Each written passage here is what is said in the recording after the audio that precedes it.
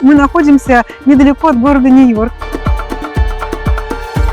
Мы оказались в совершенно невероятной красивой осени. Надо мной было, наверное, еще больше 2 метров воды, когда водохранилище было полное.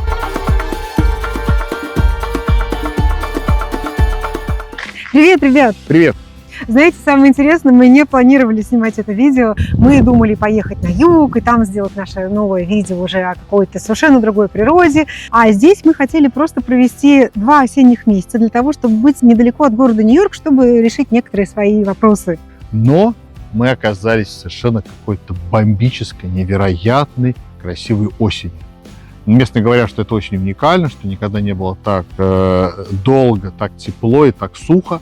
Но в итоге мы уже практически 2 месяца наслаждаемся. Мы видели все изменения цветов деревьев. Мы приехали, когда здесь было все зеленое. Потом здесь все стало желтое, красное, темный красный. И вот сейчас видим, что на самом деле половина деревьев уже осыпалась. И нам очень-очень захотелось поделиться этим с вами. Да, оказалось, что рядом с Нью-Йорком вполне себе можно жить в кемпинге. Посмотрите обязательно это видео, но сначала поставьте лайк, а то вы все время забываете. Поехали! Как мы сказали, этот парк выбирался не по принципу красоты, а по принципу максимальной близости к Нью-Йорку, ведь рядом с Нью-Йорком нет кемпингов для нашего трейлера.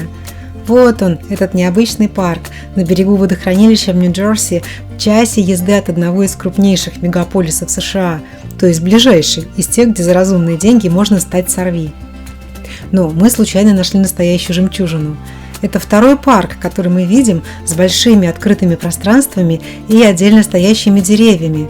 Из-за этого у деревьев формируется роскошная огромная крона, и каждое дерево как произведение искусства. Под деревьями большие постриженные газоны, на которых пасутся оленьи семьи. Правда, мы не знали, что водохранилище сейчас почти сухое, воды очень мало осталось. Спрус Ран – это 3-й по размеру резервуар в Нью-Джерси, но сейчас этого не видно.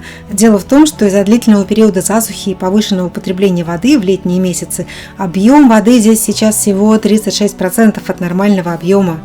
Когда резервуар наполнен, глубина его доходит до 22 метров. Вода активно перекачивается сейчас в соседнее озеро, и каждый день оголяются все новые участки дна.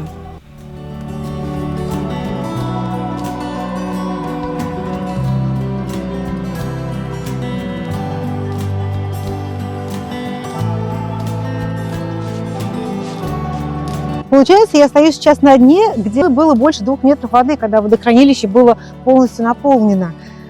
Ну, грустно, зато можно внимательно рассмотреть дно, убедиться в том, что оно чистое, без всяких препятствий. Когда вода вернется, здесь будет отлично плавать.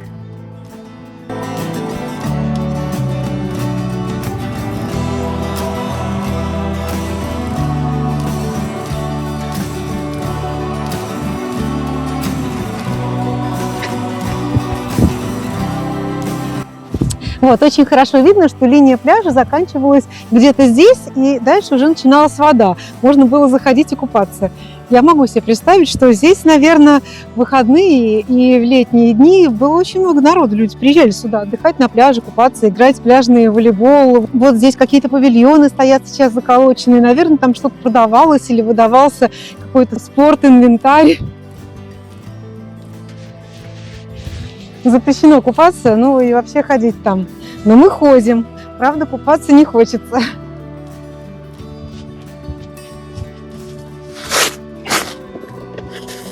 А, кстати, мы не первый раз видим здесь такие предупреждения о том, что в воде водятся какие-то вредоносные водоросли. В их скоплении заплывать не рекомендуется, они могут быть токсичны для человека. Ну так. Дамба на местной речке была построена ровно 60 лет назад, а раньше на месте нынешнего водохранилища была ферма и какие-то металлургические предприятия. Земли под водохранилище выкупили еще за 30 лет до строительства, но из-за Великой депрессии все никак не могли построить. Вот на соседнем мысу находится ярд для хранения лодок в зимний период. Весной, надеюсь, вода наполнит водохранилище и повсюду появятся паруса и рыбаки на лодках с удочками. Это парк штата. Как обычно, здесь можно стоять не больше 2 недель в месяц, потом надо уезжать в другое место.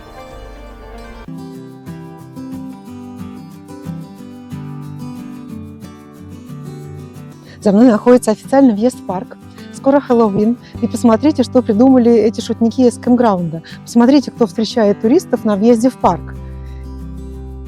Я вам могу сказать, что ночью этот, так сказать, сотрудник еще подсвечивается красным светом. И если вы не знаете об этом заранее, это пугает. Эта осень одна из самых красивых и солнечных, по мнению местных жителей, хотя их расстраивало, что из-за отсутствия дождей нет грибов, а мы радовались этому буйству красок. Есть привычная инфраструктура парка, множество столов с лавочками, места для гриля и круги для костра, душевые, туалеты, по берегу идут дорожки для прогулок. Жить можно и вот в таких деревянных домиках, если не хочется в палатках или нет трейлера.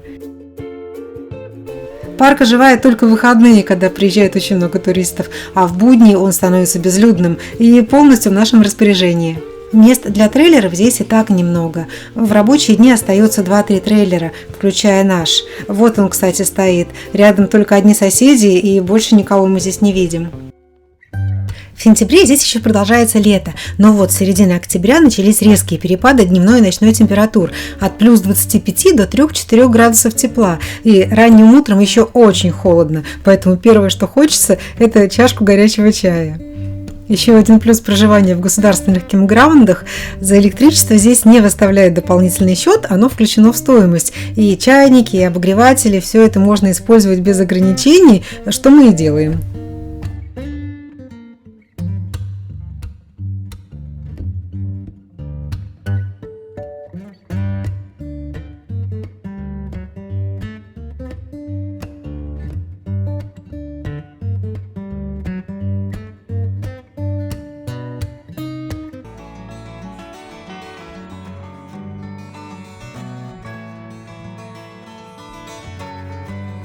И если сначала нам показалось, что парк находится немножко в состоянии упадка, то потом мы поняли, что это не так.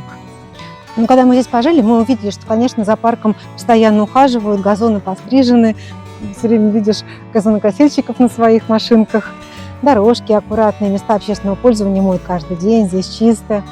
Наверное, люди просто перестали массово приезжать, потому что вода ушла, это понятно. Так что я хочу надеяться, что парк просто переживает временные трудности, и вода вернется весной, и парк наполнится туристами, потому что нам очень понравился этот парк, и нам хотелось бы, чтобы его увидело как можно больше людей.